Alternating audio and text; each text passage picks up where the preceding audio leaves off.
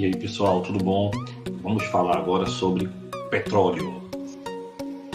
Bem, pessoal, quando a gente fala de petróleo, é importante que a gente lembre que ele é uma mistura complexa de compostos orgânicos, mas que ele é predominantemente hidrocarboneto, tá? Compostos formados exclusivamente por carbono e hidrogênio. Petróleo, pessoal, é uma rocha, tá? E ele tem vários tipos diferentes. Todo petróleo é igual? Não. Existem vários tipos de petróleo. O petróleo pode ter base parafínica, é o petróleo que predomina alcano. O petróleo pode ter base asfáltica. Esse daí, pessoal, ele tem grande massa molecular, cadeias enormes, tá? O petróleo pode ser naftalênico, rico em ciclanos, e o petróleo pode ser aromático, logicamente, quando ele tem vários compostos aromáticos. Então, existe um petróleo melhor e um petróleo pior, certo? Então, nem todo petróleo é igual, o petróleo tem composição diferente. Outro detalhe fundamental, pessoal, é que o petróleo ele vem da decomposição de animais e vegetais, tá? Principalmente marinhos, há milhões e milhões de anos. Então, pessoal, a ação do calor, da pressão, bactéria, da ausência de oxigênio, ali, ó, temperatura lá no fundo da Terra, tá certo? Você vai ter a origem do petróleo. Outro detalhe importante é como o petróleo é explorado. Aí você tem a chamada prospecção de petróleo. Hoje em dia, com muita tecnologia, né? Satélites, aviões, navios, eles possuem equipamentos, pessoal, que mapeiam o fundo do mar, mapeiam determinada região e acha exatamente onde tem o chamado poço de petróleo. Essa região onde eles podem ir lá para tirar o petróleo, um reservatório de petróleo. Então, a tecnologia é cada vez maior, cada vez mais efetiva na retirada do petróleo. E aí, pessoal, coloca-se, se for o petróleo em alto mar, não é? Vai se colocar uma plataforma onde ela vai retirar esse petróleo e o petróleo bruto vai passar por um processo que a gente vai aprender daqui a pouco. Vê bem, você já deve ter ouvido falar que o petróleo ele pode ser onshore e offshore, ou seja, o petróleo no mar e o petróleo no continente, tá? Outro detalhe, pessoal, a extração de petróleo, quando feita, você tem o solo, você vai ter o subsolo, e aí você vai ter uns gases, geralmente o metano, antes do petróleo, para depois a água salgada. O gás natural, esse metano, que é a mistura de 90 a 99% de gás natural, né, de metano, a gente chama de gás natural, onde tem o seu principal componente, o CH4. Outro detalhe fundamental, pessoal, é que, olha bem, quando você vai ter a retirada do petróleo do mar, a extração é feita na chamada plataforma continental. Mas olha, o Brasil avançou muito, detém uma tecnologia, uma das mais avançadas do planeta, e é o petróleo em águas profundas. Todos nós já devemos ouvir falar disso, já devemos ter ouvido falar disso. O que é que a gente tem? O petróleo do pré-sal. O pré-sal, que é uma região de muita profundidade.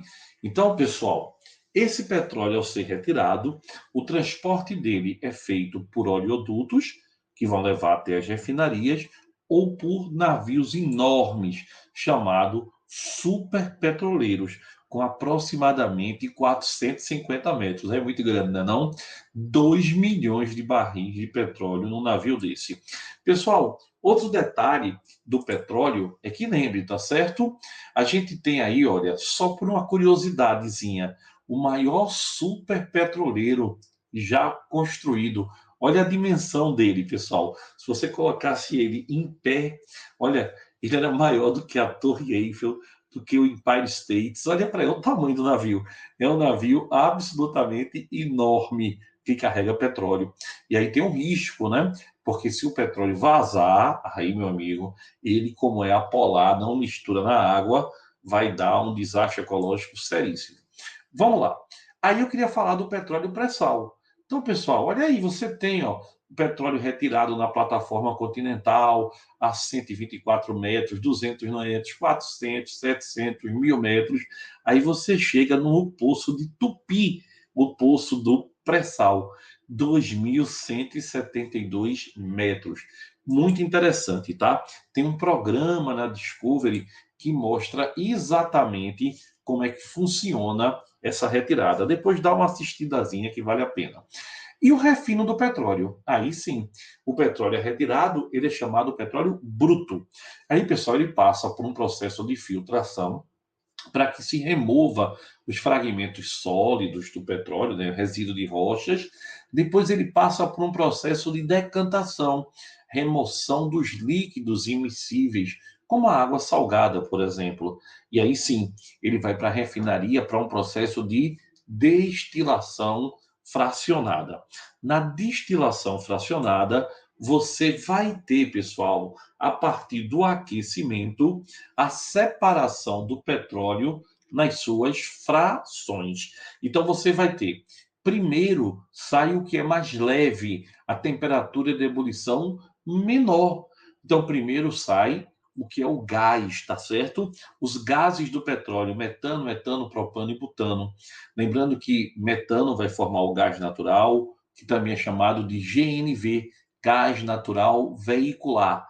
Depois sai etano, propano e butano, os principais componentes do gás de cozinha, propano e butano, gás de cozinha chamado de GLP, gás de liquefeito do petróleo. Então, os quatro primeiros, eles são as primeiras frações que vão sair, que é a fração gasosa. Depois sai a fração líquida, que vai de 5 a 17 carbonos. Aí você tem gasolina, querosene, nafta, óleo diesel, óleo lubrificante, óleo combustível. E acima de 17, você tem a fração sólida, parafina, por exemplo. Parafina, essa mesmo que faz vela. E a última fração, pessoal, é o resíduo do petróleo. Esse resíduo do petróleo, a gente está falando de piche, exatamente, o asfalto que se usa nas avenidas, nas ruas, nas BRs. Então, para você ter uma ideia, né, do petróleo tudo se aproveita. Então, pessoal, você entende agora que toda a fração do petróleo também é uma mistura. Então, olha aí, um barril de petróleo tem 159 litros, sabia disso? E aí, o que é que você aproveita? Quase 9% do gás de efeito do petróleo, gás de cozinha. 21% gasolina. 8,9%, quase 9% de nafta. Aí vem querosene, óleo diesel, óleo combustível e outros. Pessoal, um detalhe importante é a gasolina. Vê bem, gasolina é uma mistura. Não existe gasolina pura. Ela é uma mistura de hidrocarbonetos, entre 6 e 12 carbonos, tá?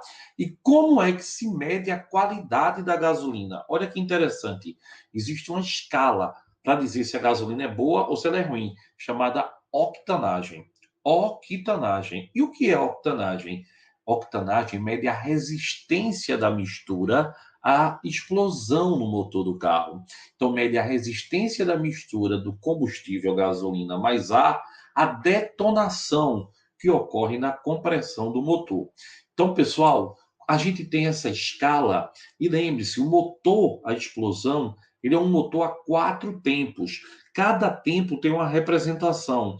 O primeiro tempo é a aspiração do combustível, o segundo é a compressão. Olha aí, olha. Quanto maior a taxa de compressão, maior a potência do motor. Aí vem a octanagem, que a gente falou que era o índice para dar a qualidade da gasolina. Outro tempo é a explosão. E, por fim, a exaustão, que é quando acabou a explosão e sai o resíduo pelo cano de escape e o motor já está ali girando. Pessoal, detalhe fundamental para que você entenda bem direitinho o que é um motor a explosão. Olha aí.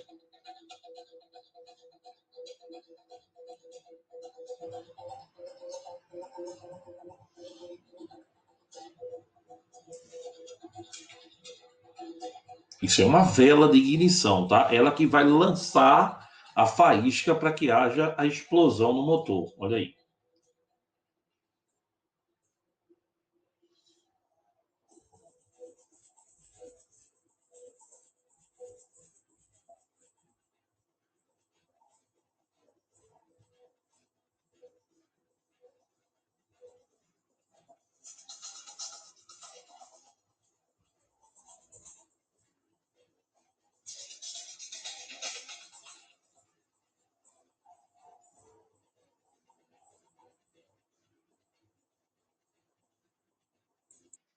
E aí, pessoal, a octanagem, que é essa resistência à compressão, tem uma escala que vai de 0 a 100.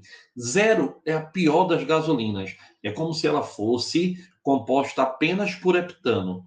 E a melhor gasolina seria a 2,2,4-trimetilpentano, a isooctano. Então, preste atenção. Suponha que eu diga, olha, essa gasolina do posto tal tem uma octanagem de 80%. Veja, ela tem octanagem de 80%. O que é que isso significa? Significa que ela funciona como se tivesse, como se tivesse 80% da melhor e 20% da pior. Então, a octanagem não dá a composição, ela dá o rendimento. Uma octanagem de 90%, ela funciona como se tivesse 90% da melhor gasolina, isoctano, e 10% da pior. Mas ela tem isso? Não. A octanagem não me dá a composição, ele me dá o rendimento, como ela funciona. E eu posso melhorar a octanagem? Pode. Você pode botar os antidetonantes, tá certo? Também conhecido como o quê, pessoal? Quando você vai num posto de gasolina, a pessoa diz: olha, vamos colocar uma substância para melhorar o rendimento do motor. O antidetonante, pessoal, muito usado era o chumbo de tetraetila. Mas aí pensa bem, ele liberava chumbo. Chumbo é um metal pesado, então ele foi proibido. Hoje em dia, o antidetonante usado é o MTBE. MTBE, éter-metil-terquibutílico. Uma vez que chumbo, apesar de ser um ótimo aditivo para a gasolina, mas ele fazia muito mal para o meio ambiente. Então, a alternativa atual é o MTBE. Olha aí, o éter-metil-terquibutílico. Esses aditivos, pessoal, melhoram muito a octanagem da gasolina, tá certo? Muito a octanagem da gasolina. Queria falar de outra coisa. A gasolina no Brasil, ela recebe álcool, mas ela não é uma mistura só porque recebe álcool, não. Mesmo que a gasolina fosse isenta de álcool, ela ainda seria uma mistura, e uma mistura de hidrocarbonetos. Tá legal? Existem outros aditivos, tá, pessoal?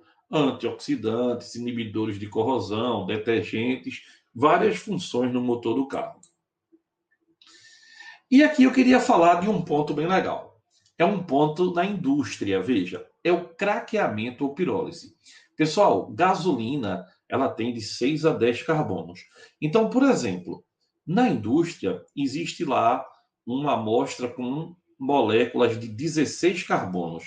Não é gasolina, mas você quer transformar em gasolina. Então, o que é que você faz? Você craqueia, você quebra uma molécula grande em moléculas menores. Então, com a ajuda do calor. Pirólise. Então, craqueamento ou pirólise é você transformar frações pesadas, moléculas grandes do petróleo, em moléculas menores, em frações leves. Então, o craqueamento ele aumenta o rendimento das frações leves. Muito usado na indústria, tá? Outro processo é o reforming. A gente notou que uma gasolina péssima era o N-heptano, cadeia normal. Quando a cadeia ramifica, melhora a octanagem da gasolina. Então, no laboratório, o que é que os químicos fazem? Reformem ou isomerização.